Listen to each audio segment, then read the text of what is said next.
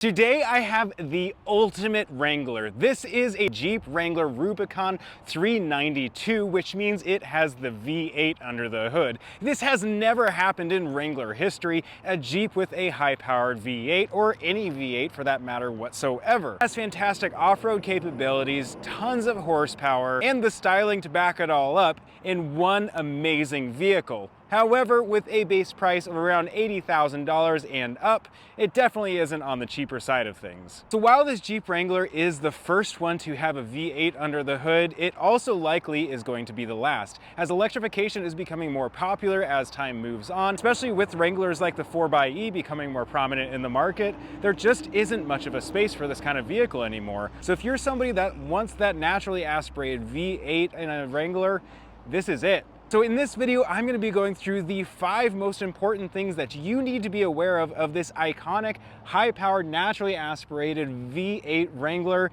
and all of its insanity. Now, before we get too far into this video, I do want to thank Pierce Auto Center, who lent me this for the day to review and show you guys all about it.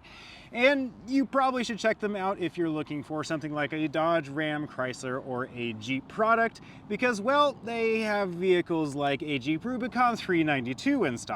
So make sure to give them a call if you're in the market for one of those vehicles or any other used vehicles. So to start the 5 things off, first I'm going to talk about the powertrain, and to do that we need to get under the hood, which with a Jeep is quite a bit different than a lot of other vehicles out there. Of course, you do have these 2 latches on either side that you just unhook like that. And then there is a latch underneath that you just push, and then you lift up this incredibly heavy hood. I don't think I've ever seen a hood that is this incredibly heavy, and I don't fully understand why that is, but it is heavy and quite impressive. So now that we are under the hood, we can talk about the biggest part and the biggest change of the Wrangler Rubicon 392, of which you see this engine in quite a few other vehicles, including the Challenger, the Charger, and now in the Wrangler. In the past, Jeep has stated that they never wanted to put this engine into this vehicle due to regulations and emissions and all that kind of stuff. However, when Ford came out with the Bronco, they finally had a true competitor in the market, and they had to come out with something like this to keep up in the market, and they did a fantastic job. Now, if you were to get a regular everyday Wrangler, you would be getting one with a 3.6 liter V6 engine in it. That one pushes out 285 horsepower and 260 pound-foot of torque. However, when you upgrade to this massive engine here, you find yourself with 470 horsepower and 460 pound-foot of torque out of a 6.4 liter engine. Now, to keep up with that amount of horsepower and torque, they actually had to upgrade the transmission to having the same transmission found in the 3.0 liter diesel that you could also option in this vehicle in the past, which means that it is an 8-speed automatic transmission, and there is unfortunately no manual available for this. Now, while it may not have a manual, I'm sure you'll probably forgive it, considering this thing has a 4.5 second 0 to 60 time and a quarter mile that's sitting in the 13 second. That is insane for a Jeep Wrangler, and could honestly keep up with a lot of sports cars on road and pretty much any off-road vehicle off-road. Now, the major downside to having such a big engine, of course, comes down to gas mileage, as this does not exactly shine in that department, as its EPA gas mileage is 13 miles in the city, 17 miles on the highway, and 14 miles per gallon combined. So I wouldn't exactly consider this a daily commuter. It's more just something to have fun with, and of course, bragging rights. But all that said, this engine sounds amazing, as it has a quad exhaust in the rear and sounds fantastic, so let's hear that.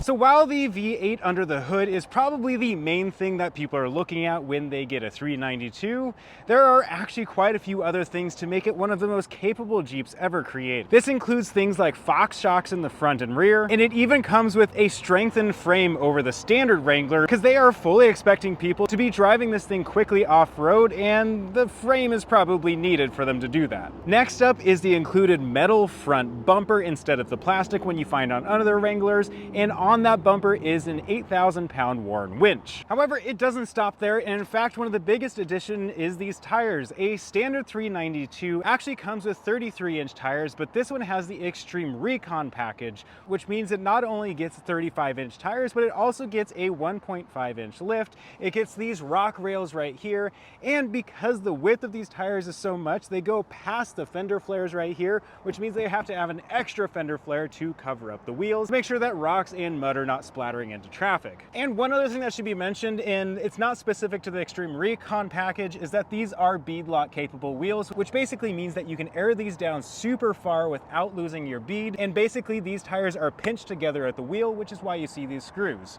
And these are actually real because there are a lot of aftermarket wheels out there that have these screws here but aren't actually real. But these, they're real. So while the regular 392 has an impressive ground clearance and off-road chop, the Extreme Recon package, it upgrades you from 11.1 inches of ground clearance all the way up to 12.9 because of that 1.5-inch lift and the bigger tires. It has a 47.4-inch approach angle, 40.4-inch departure angle, and can ford water up to 34 inches, which, to be fair, I don't think anybody's gonna wanna do anything more than that anyways. And just in case you forgot all the specifications I just told you, you can actually physically find them on the vehicle itself. On the inside of this rear gate right here, you'll see a sticker that details all of those for you again. One really quick thing that I did neglect to say with the upgrade on the Extreme Recon is with these larger 35-inch tires, they actually also have a reinforced tailgate right here so that it can handle these heavier tires. All right, so the third thing that you need to know about this off-road SUV outside of its powertrain and its off-road capabilities is honestly the badging, because there isn't a ton of badging found on this SUV. So some ways you can tell the 392, outside of a couple exterior things that we'll talk about in the next section, is the fact that the badging is a little bit different. So this is a Rubicon base, obviously, but as you can see, you're gonna see a lot of copper color. So there is a copper outline on the Rubicon. There is a 392 on the hood, and you're gonna find a lot of other copper color, which is kind of the 392's thing. So you have copper over here at the tow hooks, copper over here on this Jeep emblem, the trail rated, and you just kind of find it all throughout this SUV. And then you're gonna find on the inside, you're gonna find a 392 right here. So outside of that, there really isn't much badging wise that you're gonna be able to see on this SUV to tell that it's a 392. All right, so the fourth of the 5 things that you need to be aware of with the 392 has to do with exterior differences from what you would get from a standard Wrangler to a 392 range topping SUV. So as you can see on the hood up here, there is the massive hood bulge, which is a functional air scoop, and in fact is able to separate air and water, because we went back to that water fording. If you're going quickly in the water, you're going to get water coming up over your hood, and the hood scoop is not only functional to direct air, but it can actually direct water away from the engine so that it's not sucking water up into the engine, causing it to get waterlocked, which is smart on Jeep's part.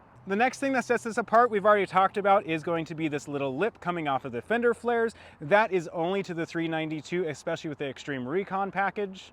Of course, this rock rail right here, these are not steps. This is just a rock rail, which means you're not losing any ground clearance just to be able to protect yourself against rocks. So this is not a step. And then of course, like we talked about, are those wheels.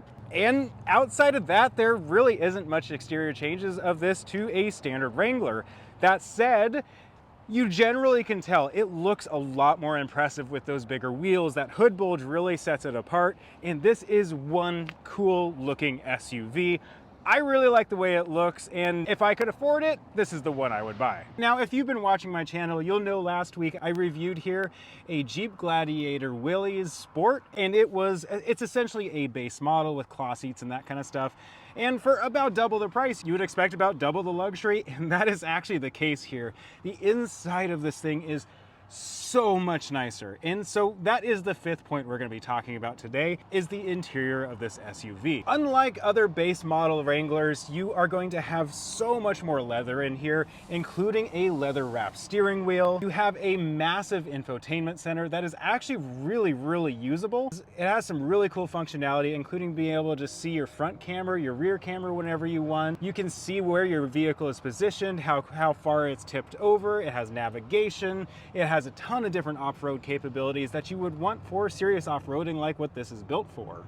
Now, this is also a great place to remind you that this also has front and rear lockers, which you can activate easily with this button right here. It has buttons right here for tons of different accessories, which means this is a lot more of a capable SUV than you're gonna get in a base Wrangler. And another thing that stands out is actually these paddle shifters, which is one of the big additions to the 392. Is this thing is fast, a 4.5 seconds 0 to 60. You need paddle shifters to be able to roll your own gears, and so they have included those here. Our half paddle shifters, they actually stop halfway down through the steering wheel, so it's really only the top half, because the bottom does still have media controls that is pretty standard for Stellantis style products. And then outside of that is just all of your modern amenities, which this is a very utilitarian-based vehicle. However, you are getting a ton of different leather, you're getting really nice stitching, high quality products, everything's soft touch materials.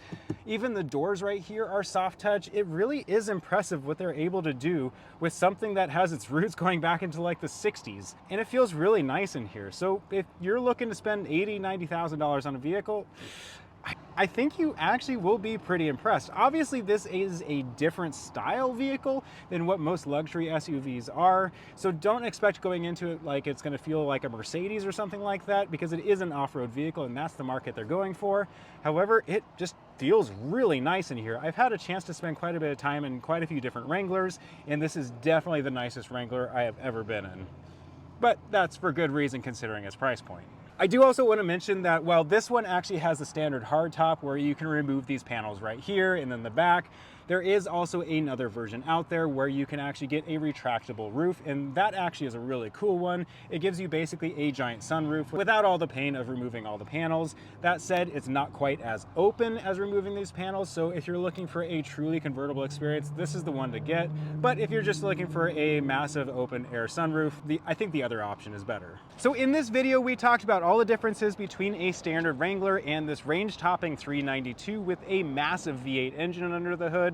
And I gotta say, for the price, I was going into this thinking it wouldn't be worth it, honestly.